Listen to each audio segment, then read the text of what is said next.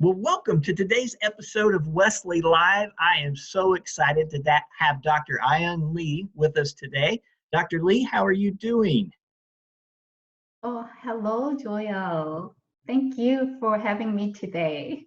Oh, it's my pleasure. And I am so jealous of your background there, that beautiful Wesley Seminary building. I've tried to do that with my Zoom and haven't been successful. So kudos to Well, I can help with you, but also you can join here too. I can maybe cut you and put in here. Probably that's possible. you.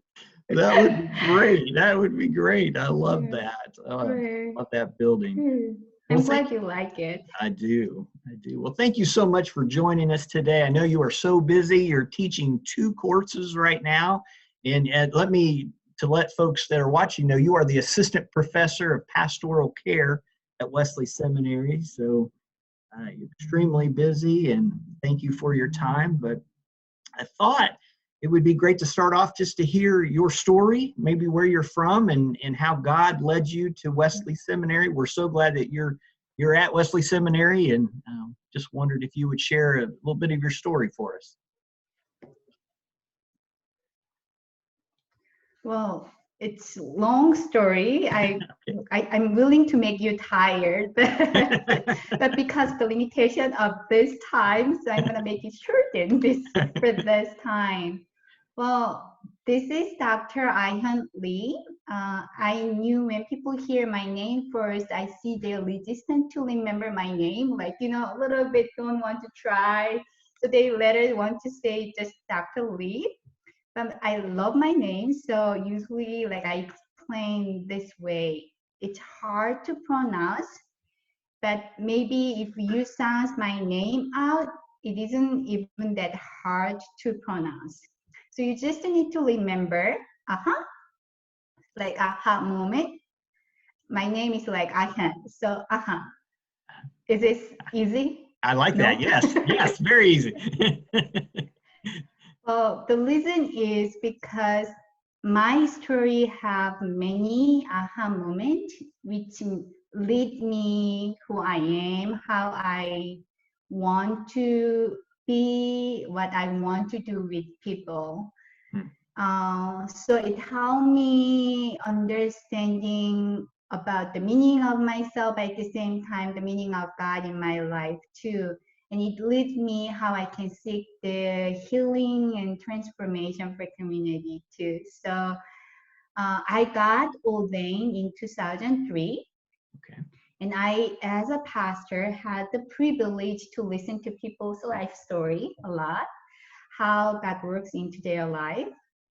And when I met people in the therapy room as a licensed clinical counselor, and I found many aha moments by client story too, what the life of Jesus Christ mean for them during their time of suffering and pain.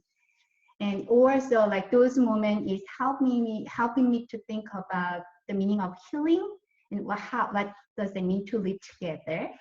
And also like I like to ask questions a lot. So my mom often said to me, like, can you just say yes, not asking questions? Like, she just, I can see like she is tired about my question too. But because of my questioning and hearing my mom's wisdom and people's wisdom, that leads me to have a lot of aha moment in my life too. So that was actually the reason I wanted to teach at the seminary, especially because it is quite unique and sacred space you can ask about God. Yeah. Right? Amen. Like you can explore God without losing God, right? Right.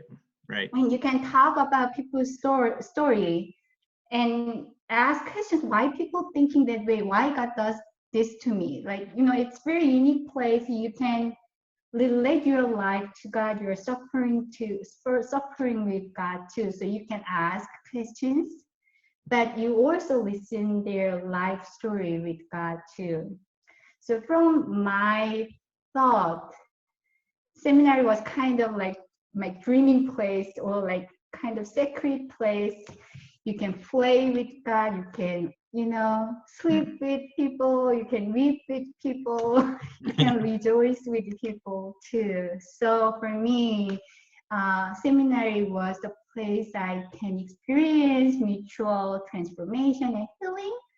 But at the same time, I can, build, formed, loving and loved community too. So those aha moments help me to become a person who is interested in listening than speaking. A person who think non-verbal communication is more important than verbal communication. And a person whose conscious part is crucial for spiritual growth. So that is the reason like I wanted to be a professor or teacher at the seminary too. If I go to the question, your question, why you come to Wesley, right? That is totally different story, right? Right. Yeah. Well, probably there are many reasons I can say. Of course, Wesley offered this fantastic teaching job, so that was the reason, right? Right. But not just only that reason, actually. Well, when there was the moment when I met first time Wesley family, and I hope to serve God with Wesley faculty and team, because I was curious about their life stories and wanted to know more about their life, their story too. So that was the big reason. And also, I see their love and passion for preparing Christian leaders to engage in missional ministry locally and globally. You know that commitment, right? You're right. Yeah, that is the one of the big reasons. Can you believe it has been 9 months at Wesley? I was just going to ask you how long it's been. I can't believe it. No. I counted like 9 months now. Wow. Well, I've got to say, you are just such a breath of fresh air and just such a light, such a joy to be around. And we're just so thankful that you're at Wesley Seminary and that God has led you here. So now I know that, like I said, you're teaching 2 courses right now, but you have another course coming up on June the 1st. Let me make sure I get it right. It's PCNS 520, and it's a course that you've written. So could you share maybe the title of the course and maybe some of the inspiration behind this course? Yeah, well, the course is Crisis Intervention Strategies for Ministry. So this course will be offered from June 9 to June 17, 2020, this June. It will be around 2 weeks of intensive course by hybrid settings. So with the Zoom meetings and some online workshop will be combined in that course. Course is designed for any Christian leaders who care for mental health challenges during this pandemic time. But I see mostly lately, I receive a lot of email, like questions about to caring for their congregation and their family. And also, I see my students become more anxious and worried a lot than any other time too. So I see like urgent need to offer this course at this time too. Like some of my mentees ask me like, how does my family and my kids experience during this COVID-19 time? Or like what kind of mental health challenges do my congregation experience it? How can I address or identify their mental health challenge? Like I see that all uncertainty and worries. And at the same time, there are like other layers. Sometimes we are not sure how you can provide spiritual care at this time too, right? Right. Because of the uncertainty, but at the same time, lack of the feeling of community can help, make them too hard to see how that look like that spiritual care, right? Mm-hmm. So this courses is kind of like grounded with those questions. As I said to you, I like to listen to their story too, right? So based on their questions and story become foundation of this course. So this course will have several purpose. So one way, helping people to understanding what is crisis and what is the relationship with the trauma at this time. Mm. And at the same time, we will work a little bit more focusing on the COVID-19 pandemic time, like disaster response. So there's the research about the life of disaster or crisis based on the different pulse and how as a person experience that pulse, and then what kind of community response is needed at each pulses. But one of the limitation of that approach is it's more understood as a linear way. But traumatic experience, it's not like beginning and end experience. Okay. Somehow it's processing. So when you get stressful, then you go back again, then go again different stage, but go back again. So it's kind of circulating, but still like it's growing and restoring to their life too. So kind of helping as a Christian leader who providing care to be able to that different stage and make them develop their own skills and practice to providing appropriate counseling or care for the congregation too. And one thing I want to do a little bit more here is, as a group, maybe we can at least create it theological and biblical integration. So maybe like writing like short guidebooks and adding some prayer from each student. Yeah. So we can share for the community. That might be amazing. So that is one part.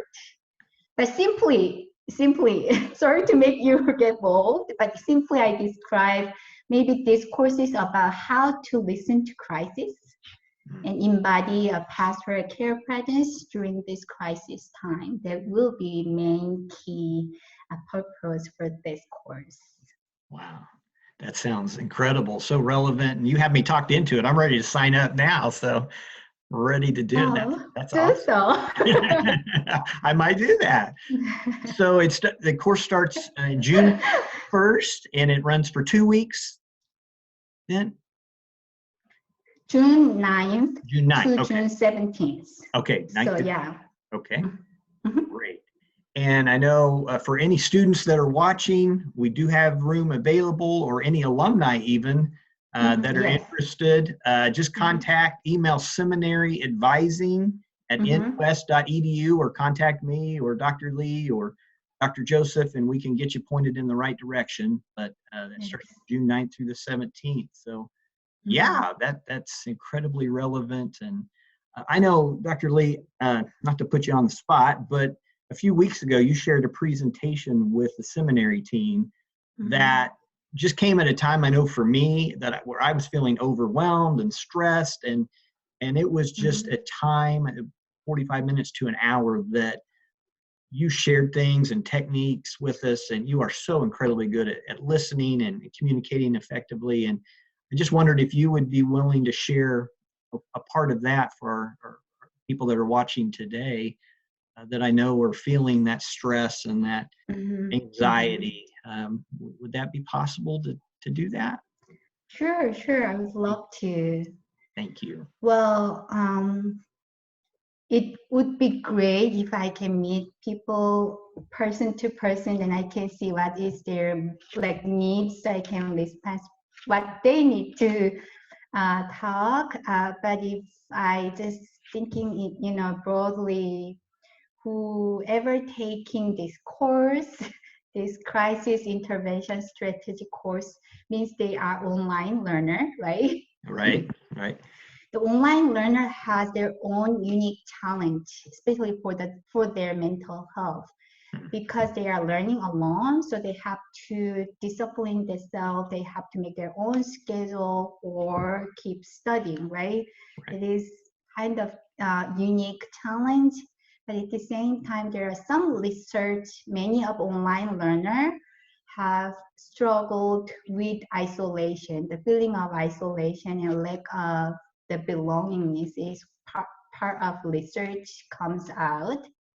But during this pandemic time, you are experiencing isolation in the isolated place right now. Right. Yeah.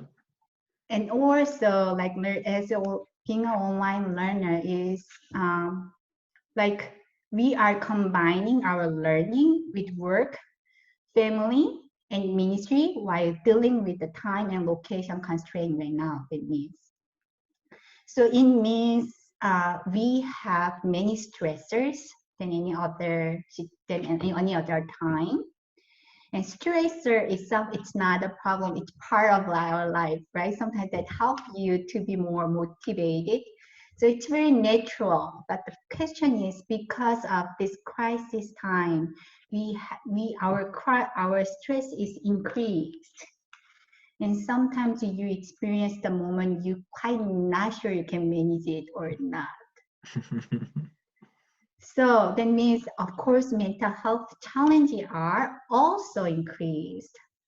So question is, then how can we manage this? Yeah. So maybe you said, tell me, because that's why I asked this question to you. Right? Please tell me, because yeah.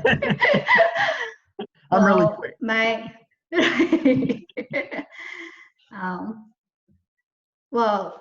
My answer is, do not be afraid of acknowledging your stress, your anxiety, and your fear.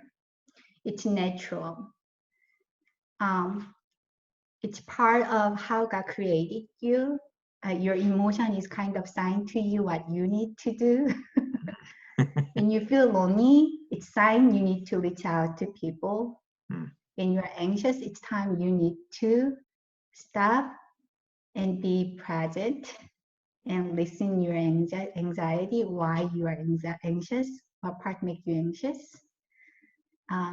Sometimes we are a little like not trust how God created us too, right? So this is actually time you are be friend with your body and trust your body as a God's temple and be present there.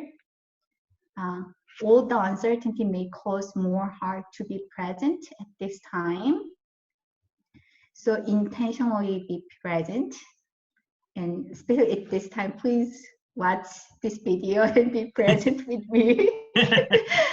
But that is important at this time than any other time. So that will be, I'm not saying it's easy, but you need to be a little bit more intentional, especially at this time. That's great. Yeah. Thank you. Thank you for sharing that, because it's, I think, something that we're all going through and learning to deal with it, and Zoom meeting after Zoom meeting. And by the end of the day, we just are so exhausted and looking, at that the next day. But, well, I can't thank you enough, like I said, for your time and for the care that you give, not just to our students, our faculty, our staff, but to your congregation, and for the way that you care for people, and just your heart is so evident, and God is just working. The Holy Spirit's powerful through you. So thank you so much for all that you do, and I appreciate your time and your willingness to share with us today. Thank you. Thank you. You're welcome. And I'll share the information for the course again. I'll share that on the post. But again, that's PCNS 520, starting June 9th through the 17th. So, and information.